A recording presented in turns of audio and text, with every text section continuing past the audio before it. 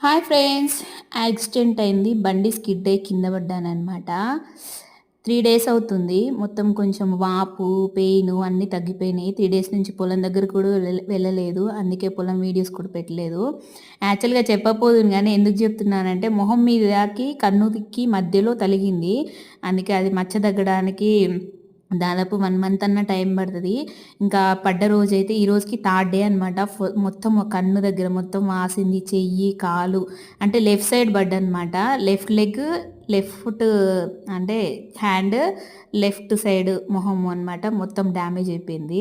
మొత్తం ఫుల్ వాసింది. ఎమ్మటే హాస్పిటల్‌కెళ్ళి ఇంజెక్షన్స్ ఏపించుకొని ఈరోజు థర్డ్ డే. ఇంక రేపటి నుంచి పొలం దగ్గరికెళ్ళాలి.